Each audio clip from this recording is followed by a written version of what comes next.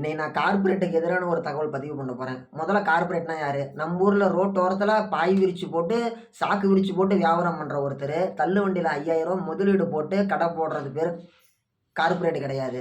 தள்ளு வண்டியில கடை போட்டுட்டு இருக்கிறவங்க, சொந்தமா கடை வாடகைக்கு எடுத்து காய்கறி கடை போடுறது கார்ப்பரேட் கிடையாது. எங்கேயோ வெளிநாட்டுல இருந்து உள்ளூர் நம்ம நாட்டுக்குள்ளாடி வந்து, எங்கேயோ வெளிநாட்டுல ஜப்பானு, அமெரிக்கா இப்படி வெளிநாட்டுல இருந்து நம்ம ஊருக்குள்ள வந்து அவன் ஒரு கம்பெனி ஆரம்பிச்சு நம்ம ஆளுங்க பொழப்ப கெடுக்கிறான் பாரு, அவன் தான் கார்பரேட்டு. அவன் பொழைக்கிறதுக்கோசரம் நம்ம ஆளுங்க குடியை கெடுக்கிறான் பாரு, அவன் தான் கார்பரேட்டு. அவன் பொழைக்கிறதுக்கோசரம் நம்மள ஒழிக்கிறான் பாரு, அவன் கார்பரேட்டு. என்ன ஒழிக்கிறான், என்ன பண்றான் சொல்றேன் கேளுங்க. இப்ப உதாரணத்துக்கு இப்போ வந்து போன தலைமுறையில விவசாயம் அப்படிங்கிறது மெஜாரிட்டி பண்ணாங்க. இப்ப அதுக்கு அடுத்து வந்த தலைமுறையில விவசாயத்துல லாபம் இல்ல, விவசாயத்துல வருமானம் இல்ல, விவசாயத்துல ஒரு பெரிய ஒரு வருமானமே இல்லைங்கிறதுனால நிறைய பேர் என்ன பண்றாங்க, காடு நிலத்தெல்லாம் சும்மா போட்டு வச்சுக்கிட்டு மழை தண்ணி இல்ல, நான் போர் போட்டவங்க கிணத்துல தண்ணி இருக்கவங்க இது பண்றாங்க. மீதி இல்லாதவங்க என்ன பண்றாங்க, பையனை ஏதோ ஒரு வெளி வேலைக்கு அனுப்பி விடுறாங்க. ஒரு துணி கடைக்கோ, ஒரு நகை கடைக்கோ, ஏதோ ஒரு தனியார் கம்பெனிக்கோ எங்கேயோ வேலைக்கு அனுப்பி விடுறாங்க. இதுக்கு யார் காரணம்? இப்ப விவசாயி நிர்ணயம் பண்ண பொருளுக்கு அவனால விலை முடிவு பண்ண முடியல. இப்ப எல்லாருமே தனியார் மயமா கொடுத்துட்டோம். இப்ப தனியார்னு போனதுனால இப்போ 2 தலைமுறையா செஞ்ச தொழில் அப்படிங்கிறது 3வது தலைமுறையில இதை செய்ய முடியல. நான் வந்து குலத்தொழில் செய்யுங்க அப்படின்னு சொல்லல. விவசாயங்கிறது எந்த குலத்துக்கும் சேராத ஒரு தொழில், அனைவருக்குமே பொதுவான தொழில். அனைத்து சமுதாயத்தை சேர்ந்தவங்களுக்குமே வந்து பாத்தீங்கன்னா பொது சாப்பாடு 3 வேளை சாப்பிட்றோம் இல்லையா, எது விவசாயம்? நீங்க நெல் விளைய வைக்கிறதும் விவசாயம் தான், கரும்பு விளைய வைக்கிறதும் விவசாயம் தான், காய்கறி உற்பத்தி பண்றதும் விவசாயம் தான், பழங்கள் உற்பத்தி பண்றதும் விவசாயம் தான். அனைத்துமே வந்து மண்ணுல இருந்து விளைய வச்சு மக்களுக்கு விநியோகம் பண்ணக்கூடிய அனைத்துமே வந்து பாத்தீங்கன்னா உயிர் காக்கும் தொழில். இதெல்லாம் ஒரு விவசாயம். இந்த சம்பந்தப்பட்ட தொழிலை செய்யறதுக்கு எத்தனை பேர் அவங்க பிள்ளைங்களுக்கு சொல்லிக் கொடுக்க ரெடியா இருக்கிறாங்க? இல்ல. என்ன காரணம்? அதுல ஒண்ணும் வாழ்வாதாரமே இல்ல. அதெல்லாம் நீ செஞ்சீன்னா உன் குடும்பத்தை காப்பாத்த முடியாது. அதனால நீ தயவு செஞ்சு வேற வேலைக்கு போயிருன்னாங்க. இதுக்கெல்லாம் யாரு காரணம்? தனியார் முதலாளிகள், தனியார் கைக்கூலிகள், முதலாளிகளுக்கு துணை போகக்கூடிய அரசியல் கைக்கூலிகள். இவங்களால தான் வந்து பாத்தீங்கன்னா கார்ப்பரேட் வந்து பாத்தீங்கன்னா மிகப்பெரிய இடத்துக்கு போயிருச்சு. என்ன மிகப்பெரிய இடத்துக்கு போயிருச்சு? இப்போ உதாரணத்துக்கு இப்ப கைத்தறி இருக்குது, நெசவு தொழில். நெசவு தொழில் இது வந்து பாத்தீங்கன்னா நல்லா சிந்திச்சு பாருங்க. தப்பா இருந்தா தப்பு சபரி அப்படின்னு சொல்லுங்க. இப்ப நெசவு தொழில் இருக்குது. இப்ப நெசவு தொழில் அப்படிங்கும் பொழுது வந்து பாத்தீங்கன்னா ஒரு தாத்தா நெச்சிருப்பாரு, அவங்க பையன் நெச்சிருப்பாரு, அப்பாவும் பையனும் நெச்சிருப்பாங்க. இப்ப அவங்க பேராண்டி நெக்க மாட்டாங்க. 2 தலைமுறை நெசவு தொழில் பண்ணியிருப்பாங்க. இப்ப 3வது தலைமுறை என்ன பண்றாங்க, தறியெல்லாம் வேணாங்கண்ணே, தறி தொழில் உனக்கு வேணாம், தறி தொழிலை விட்டு வெளியில போ, வேற வேலைக்கு இதோ போ, வேற வேலைக்கு போ, நீ போய் உன் பொழப்ப பாரு அப்படிங்கிறாங்க. என்ன காரணம்? என்ன காரணம்? அந்த தொழில்ல வருமானம் இல்லைங்கிறது காரணம். ஏன் வருமானம் இல்லாம போயிருச்சு? வெளிநாட்டுல இருந்து இங்க உள்ளாடி வந்து அவன் பெரிய ஆர்ஜெட் தறி போட்டு ஓட்டுறான். அவங்க ஊர்ல போய் ஓட்டுனா அங்க வரி கட்டணும், டாக்ஸ் அதிகமா கட்டணும், ப்ரொடக்ஷன் டாக்ஸ் கட்டணும், அதை பண்ணணும், இதை பண்ணணும். இதுவே இங்க உள்ளூர்ல போய் போட்டோம்னா கம்மி சம்பளத்துக்கு மாடு மாதிரி வந்து வேலை செய்வானுங்கன்னு சொல்லிட்டு அவன் அங்க இருக்கக்கூடிய ஆர்ஜெட் தறி அது இதெல்லாம் கொண்டு வந்து லொட்டு லொசுக்கெல்லாம் கொண்டு வந்து இங்க போட்டு இங்க பினாமி வச்சு, பினாமி கார்பரேட்டை வச்சு இங்க வேலை செய்யறான். ஸோ இங்க கைத்தறில நிற்கக்கூடிய 5000 ரூபா போகக்கூடிய ஒரு கைத்தறி வேட்டி அப்படிங்கிறது ஒரு 400 ரூபா போட்டோம்னாலே நல்லபட்டு வேட்டிக்கு உண்டான அதே ஒரு முக்கியத்துவம் இருக்கக்கூடிய அதே பார்க்கறதுக்கு அப்படியே நெகுன்னு 2யும் வச்சு பார்த்தா புதுசா பார்க்குறவங்களுக்கு எது நல்ல பட்டு எது ஆசைப்பட்டுன்னு தெரியாது. அந்த அளவுக்கு ஒரு நுணுக்கமா அதை செஞ்சு கொடுக்குறான். எதுல? ஜெட்டு தெரியல, ஏர்லூம்ல, ஆட்டோலூம்ல. ஸோ இப்போ இங்க கைத்தறியில வந்து இப்போ முதலாளி என்ன பண்ணுவான், 500 ரூபாய்க்கு வேட்டி வாங்கி வியாபாரம் பண்றது கடைக்காரன் நினைப்பானா, 1000 ரூபாய்க்கு வாங்கி 5000 ரூபாய்க்கு விற்கணும்னு நினைப்பானா, இல்ல 3000 ரூபாய்க்கு வாங்கி 5000 நினைப்பானா? 1000 ரூபாய்க்கு வாங்கி 5000 ரூபாய்க்கு விற்கணும்னு தான் கடைக்காரங்க நினைப்பாங்க. ஸோ அதன் காரணமா கைத்தறியோட வெர்ஷன் அப்படிங்கிறது அப்படியே கம்மியாயிட்டே போகுது.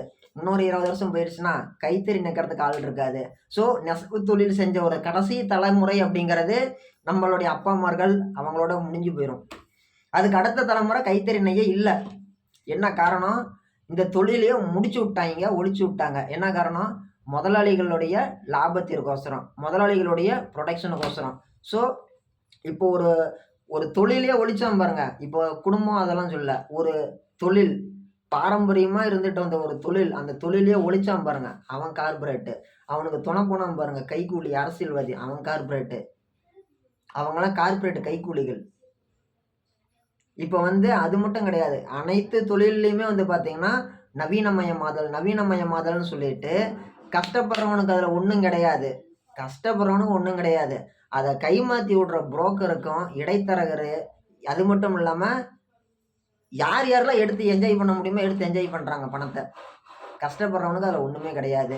இன்னொன்னு, நம்பலாம் வந்து சின்ன வயசுல வந்து கார்னா என்னன்னே நம்மளுக்கு தெரிஞ்சிருக்காது. கார்னா என்னன்னே தெரிஞ்சிருக்காது. நம்ம கார்ல ஏறி இருக்கவே மாட்டோம். ஆனா, கார் விளம்பரத்துல என்ன பண்ணுவாங்க, "நீங்க சின்ன வயசுலேருந்து இந்த பச்சை கலர் கார் வாங்கணும்னு ஆசைப்பட்டீங்கன்னு எங்களுக்கு தெரியும். உங்களுக்கு பச்சை கலர் ரொம்ப பிடிச்சவங்க தான் வந்து ரொம்ப ஒரு லக்ஸரியான வாழ்க்கைய வாழணும்னு ஆசைப்படுறவங்க. பச்சை கலர் கார் வச்சிருக்கிறவங்க ரொம்ப தைரியமானவங்க.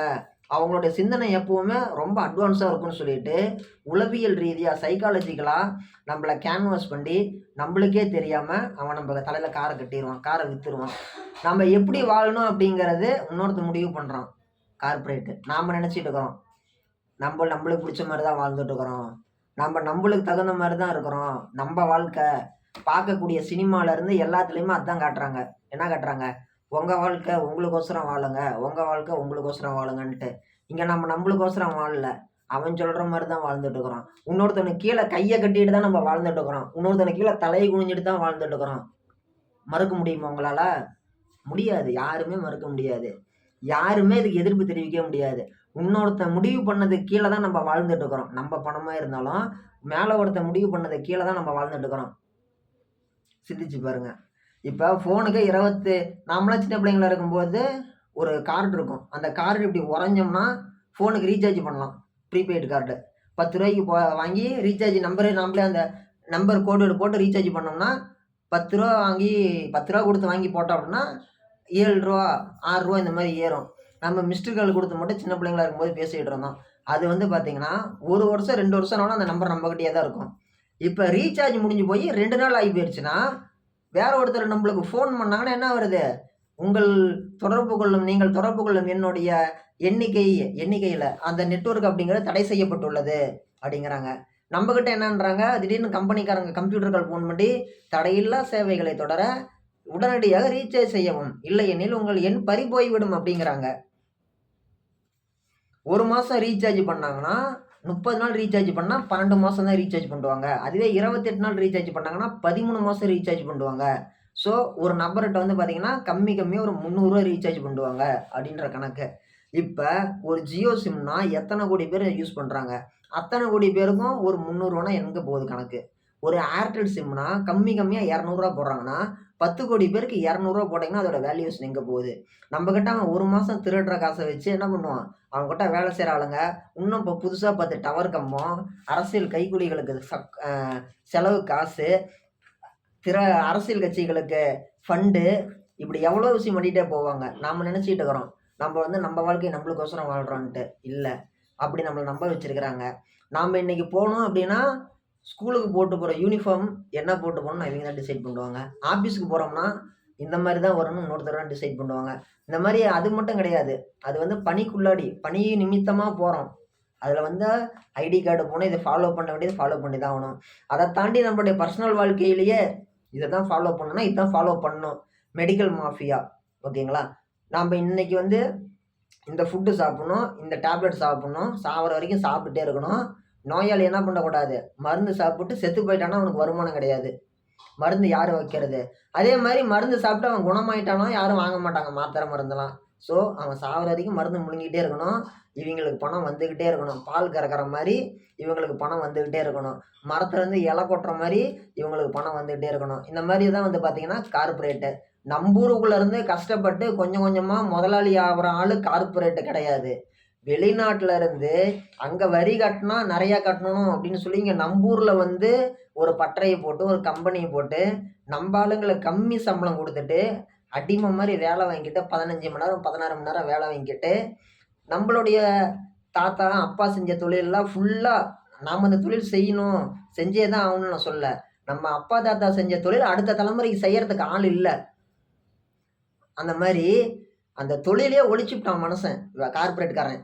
இத தான் நம்ம சொல்லிட்டு இருக்கிறோம். கார்ப்பரேட்டுக்கு எதிரான ஒரு செயல். நம்ப சொல்லக்கூடியது இதுதான். கார்ப்பரேட் அப்படிங்கிறது வந்து நீ வாழணுங்கிறதுக்கோசரம் மருத்துவனை கெடுக்கக்கூடாது. அடுத்தவன் பொழப்புக்கு எடுக்கக்கூடாது. அடுத்தவன் குடிக்கு எடுக்கக்கூடாது. அது ரொம்ப ரொம்ப தப்பு. அது என்ன பழக்கம்? நீ ஒரு ஆள் மட்டும் தின்னா போதும். அடுத்தவன் எப்படியோ போயிட்டு போறான். எனக்கு என்னன்னு சொல்லி நெனச்சன்னா, அது பாவம். பெரிய பாவம்.